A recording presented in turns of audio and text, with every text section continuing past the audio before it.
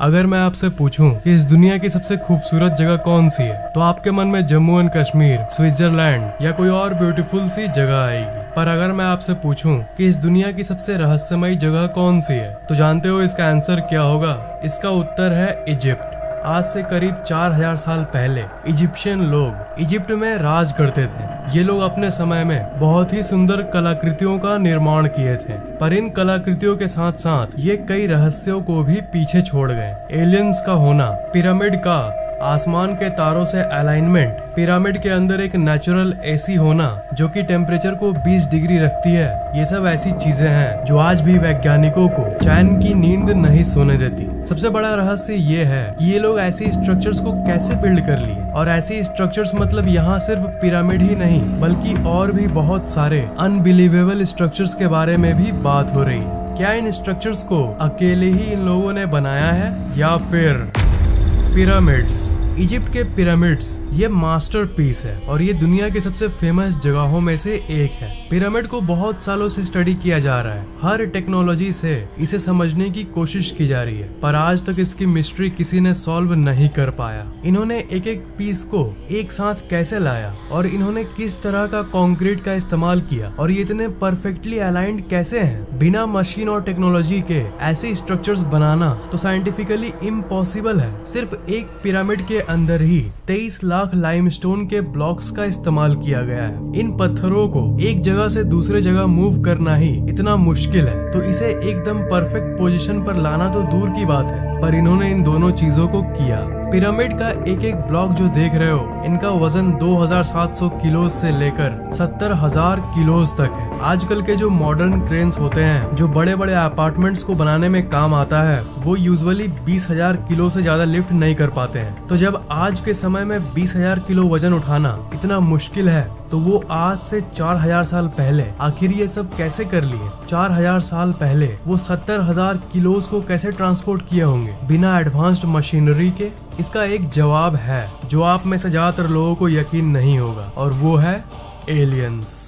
Pyramid से जुड़ी एक थ्योरी है जिसे ओरायन कोरिलेशन थ्योरी कहते हैं। अगर आप रात के समय पिरामिड को देखोगे तो आपको दिखेगा कि वो एक्चुअली में आसमान के कॉन्स्टलेशन यानी तारों के एक नक्षत्र के साथ अलाइन करता है। आसमान के इस कॉन्स्टलेशन का नाम है ओरायन बेल्ट, और इसके 3 मुख्य तारे हैं जिनका नाम है एलनाइटक, एलनाइलम और माइंड टेका। ये तीनों तारे पिरामिड से सिंक होते हैं। इसकी पोजीशन और अलाइनमेंट बिल्कुल इन तारों जैसी है। इस इम्पॉसिबल सी चीज को देखकर बहुत सारे थ्योरिस्ट्स ये मानते हैं कि पहले के समय में एलियंस धरती पर आए थे और अपने साथ एडवांस्ड टेक्नोलॉजी लाए थे, और इन्हीं की हेल्प से इस इम्पॉसिबल सी पिरामिड को इन्होंने बनाया, और ये एलियंस इन्हीं तारों से आए थे। पिरामिड को एलियंस ने बनाया या इंसान ने, ये बात तो कोई नहीं जानता, पर एक बात तो श्योर है कि पिरामिड्स और दूर तारों की दुनिया का आपस में कुछ न कुछ कनेक्शन जरूर है। कुछ थ्योरिस्ट्स ये कहते हैं, जो कि मैंने आपको अभी बताया,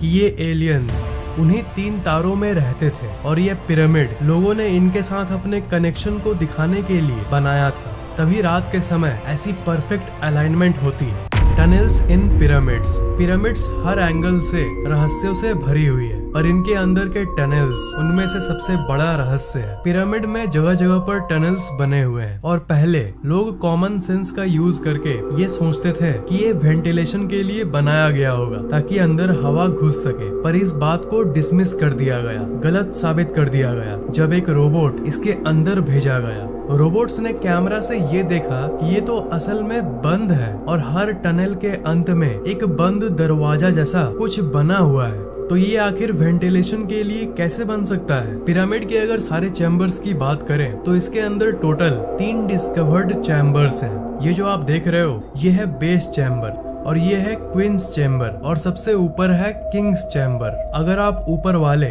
इस रास्ते से एंटर करोगे तब आप अंदर ही अंदर इन तीनों को एक्सप्लोर कर सकोगे, और अगर नीचे राइट वाले इस पार्ट से एंटर करोगे तब भी आप तीनों को एक्सेस कर पाओगे। पर फैक्ट ये है कि आज तक इन्हें कोई ठीक से एक्सप्लोर नहीं कर पाया। ध्यान दीजिएगा, मैंने कहा डिस्कवर्ड चैम्बर्स, मतलब इसके अंदर और कितने चेम्बर्स होंगे ये कोई भी नहीं जानता। और ये भी माना गया है कि ये टनल्स इसलिए बनाए गए थे क्योंकि उस समय के लोग ये मानते थे कि अगर किंग यानी राजा की बॉडी को अगर इस चैम्बर में रखा गया और ये शाफ्ट बनाया गया, तब उनकी आत्मा, उनकी सोल आसमान के इन तारों की तरफ जाएगा। इसे पिरामिड का स्टार शाफ्ट थ्योरी भी कहते हैं। जब इस क्वींस चैम्बर के अंदर रिमोट कंट्रोल कैमरा को भेजा गया, तब ये देखने मिला एक बंद स्टोन जिसके ऊपर मेटल पिन लगा हुआ था। इसे ऐसा बनाया गया था मानो ये लोग नहीं चाहते हो कि कोई इसके अंदर जाए। और इसके डिस्कवरी के बाद ऐसी बहुत सारी थ्योरीज सामने आई जो ये कहती है कि इसके अंदर और एक अनडिस्कवर्ड चैम्बर मौजूद है। पर एक नए एडवांस्ड टूल के जरिए इस बंद दरवाजे को ड्रिल करके इसके अंदर एक छोटा सा कैमरा को भेजा गया। तो उस कैमरे ने इस फोटो को खींचा और इसके अंदर जाने के पहले ही वो कैमरा एक रहस्यमयी तरीके से खराब हो गया और इसके आगे की एक्सप्लोरेशन अधूरी रह गई। और उसके बाद से वहाँ की गवर्नमेंट फिर कभी किसी को अलाउ नहीं की इस पिरामिड को एक्सप्लोर करने के लिए। पर पॉसिबिलिटी अभी भी है कि इसके अंदर और भी ऐसे कई टनल्स हैं जो अभी तक डिस्कवर नहीं किए गए। वो पिरामिड्स क्यों बनाए गए, कोई एक्सप्लेनेशन न होने के चलते आज तक तो यही माना गया है कि ये पिरामिड्स उस समय के राजा और रानियों के कब्र के पर्पस के लिए बनाया गया था। वो राजा रानियों का कब्र था। मम्मी के बारे में तो कभी न कभी आपने जरूर सुना होगा। तो जो लोग राजा रानी के कब्र वाली बात को मानते हैं, वो लोग ये कहते हैं कि उस समय के राजा रानियों के शरीर को ममीफिकेशन के प्रोसेस के जरिए बॉडी को मम्मी बनाकर उसे कब्र में रखा जाता था। मरे हुए बॉडी को लाइनेन नाम के एक फैब्रिक में बांधकर कब्र में रख दिया जाता था। पर अजीब बात यह है कि अगर आप पूछो कि आज तक कितने बॉडीज, कितने मम्मी पिरामिड में मिले हैं, तो इसका आंसर है 0। जी हाँ, आज तक एक भी मम्मी पिरामिड में नहीं मिला। पिरामिड को अभी तक पूरी तरह से एक्सप्लोर नहीं किया गया है, पर जितना एक्सप्लोर हो चुका है उसकी बात करें तो सारे टॉम्ब बिल्कुल खाली थे और उसके ऊपर कोई टेक्स्ट भी नहीं लिखा हुआ था, जो कि जनरली उस समय के बाकी जगह पर टॉम्ब्स पर लिखा जाता था। क्वींस चैम्बर में न क्वीन का मम्मी पाया गया और किंग्स चैम्बर में न किंग का मम्मी पाया गया। तो इस सब को देखकर थ्योरिस्ट्स ये कंक्लूजन निकालते हैं कि पिरामिड शायद इसके लिए नहीं बनाया गया था। मे बी ये किसी और कारण के लिए बनाया गया होगा। और इसी सब के चलते ज्यादातर विचारक ये मानते हैं कि ये किसी एलियन के वजह और उनके पर्पस के लिए बनाया गया था और शायद ये एक तरह का पावर प्लांट था। पिरामिड इतने परफेक्ट कैसे हैं? क्या आपको पता है कि इस पूरी दुनिया की मैप को अगर आप लो और अगर सेंटर का पता लगाओ तो सेंटर कौन सा होगा? अमेजिंगली इस पूरी धरती का जियोग्राफिकल सेंटर वही जगह है जहाँ पर ये पिरामिड्स हैं।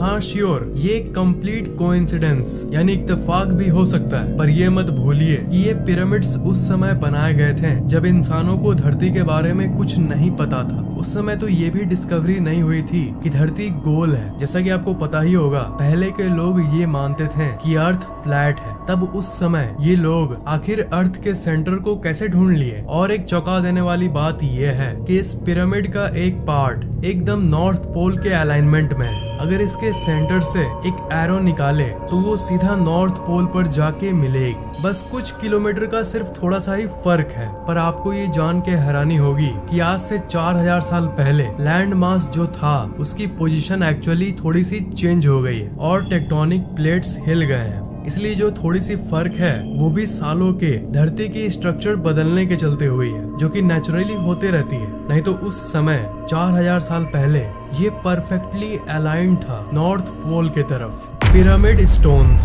आपको क्या पता है कि जिन पत्थरों से पिरामिड बनाया गया था वो किसी आम पत्थर से लाखों गुना ज्यादा मजबूत है और साइंटिस्ट्स इस पत्थर को बहुत एनालाइज किए हैं। और क्या आपको यकीन होगा कि साइंटिस्ट्स को आज तक नहीं पता चला कि एग्जैक्टली ये है क्या? ये लाइमस्टोन की तरह है पर लाइमस्टोन है नहीं। साइंटिस्ट्स ऐसे पत्थर धरती पर और कहीं भी नहीं पाए। पिरामिड कंस्ट्रक्शन टेक्नोलॉजी, पिरामिड की कंस्ट्रक्शन की और सबसे अजीब बात ये है कि इन्हें बनाते समय ball and socket construction type का इस्तेमाल किया गया था। बॉल एंड सॉकेट एक ऐसा मेथड है जो कि हीट एक्सपेंशन झेल सकता है, यानी गर्मी के चलते जब पत्थर थोड़ा बड़ा हो जाता है उसे भी ये झेल लेता है। और ये ball and socket construction type actually में अर्थक्वेक यानी भूकंप को भी झेल सकता है। सोचिए, शॉक प्रूफ टेक्नोलॉजी, वो भी 4000 साल पहले। Natural air conditioner inside pyramid. Egyptian desert जो है, जो कि पिरामिड के करीब है, वो बहुत ही ज्यादा गर्म इलाका है और गर्म हवाएं वहाँ चलती रहती है। पर इन सब के बावजूद भी उस समय पिरामिड को ऐसे बनाया गया था, एक ऐसे रहस्यमय तरीके से बनाया गया था कि चाहे बाहर की टेम्परेचर कितनी भी हो, पिरामिड के अंदर की टेम्परेचर कॉन्स्टेंटली 20 डिग्री सेल्सियस रहती है, जो कि धरती के सबसे कंफर्टेबल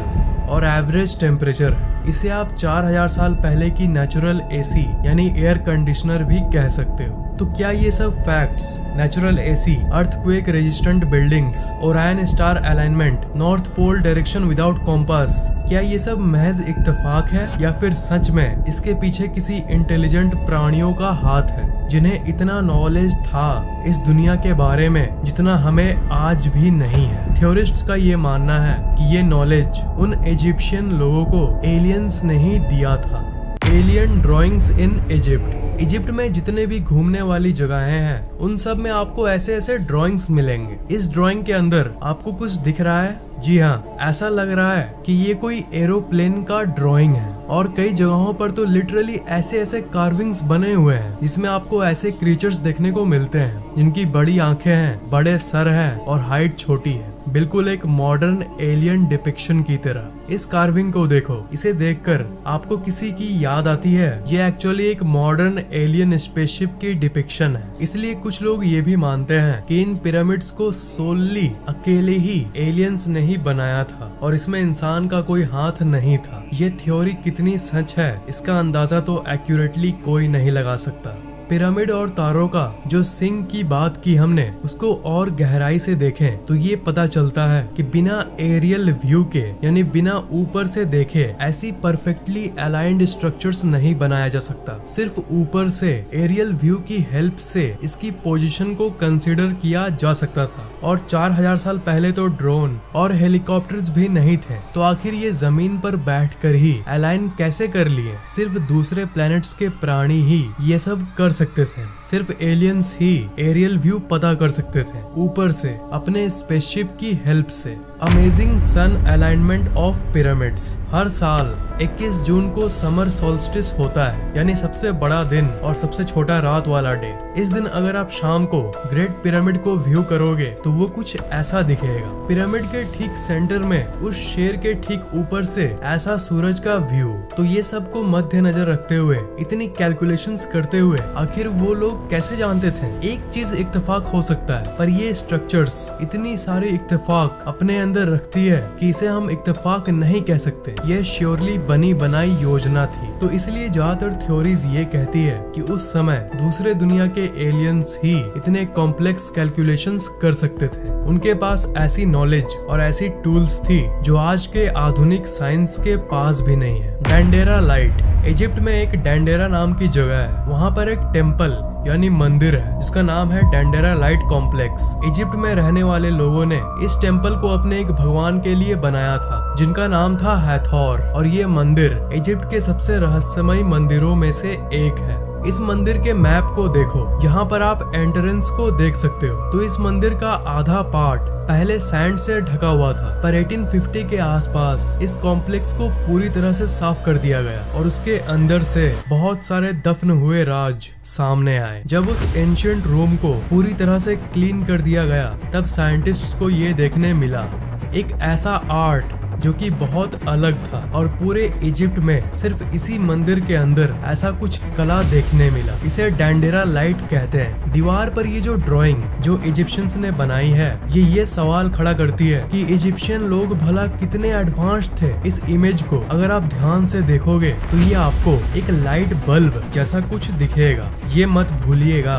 कि हम 4000 साल पहले की बात कर रहे हैं। इस इमेज को देखकर थ्योरिस्ट्स ये कहते हैं कि एंशिएंट इजिप्ट में इलेक्ट्रिसिटी यानी बिजली एग्जिस्ट करता था और 4000 साल पहले इन्हें इलेक्ट्रिसिटी टाइम ट्रैवलर्स यानी समय यात्रियों ने या फिर पहले के एंशिएंट एलियंस ने दिया था। और थ्योरीज का ये कहना है कि ये लाइट बल्ब वो चीज है जो रात के समय इन्हें पिरामिड और बाकी स्ट्रक्चर्स बनाने में हेल्प करती थी। एक बल्ब होती है जिसे क्रूक्स ट्यूब कहते हैं। अगर आप इस इमेज पर आज के एक मॉडर्न क्रूक्स ट्यूब से कंपेयर करोगे तो ये कुछ ऐसा दिखेगा। इस बल्ब के अंदर जो फिलामेंट है उसे इजिप्शियंस ने एक सांप से दर्शाया है और इसके एंड में इस जगह एक लोटस फूल बना हुआ है जो कि एक मॉडर्न सॉकेट को दर्शाता है जो कि असली बल्ब में होता है। और नीचे एक वायर तार आ रही है जो कि एक बॉक्स में लगी हुई है जहां से बिजली आ रही है। और ये जो इंसान है ये एक डेंजरस सा टूल लिया हुआ है जो कि ये दर्शाता है कि ये बल्ब आपके लिए जानलेवा हो सकता है अगर आप इसे सही से इस्तेमाल न करो। सही से इस्तेमाल नहीं किया गया तो आपको करंट मार सकता है, आपको शॉक लग सकती है। स्विट्जरलैंड में एक मिस्ट्री पार्क है, वहाँ पर बिल्कुल इसी चीज का एक मॉडल रखा गया है। तो इस फोटो से आप अंदाजा लगा सकते हो कि उस समय की लाइट बल्ब वाली बात अगर सही है तो वो कैसी दिखती होगी। 4000 साल पहले लाइट बल्ब, टेक्नोलॉजी और इलेक्ट्रिसिटी,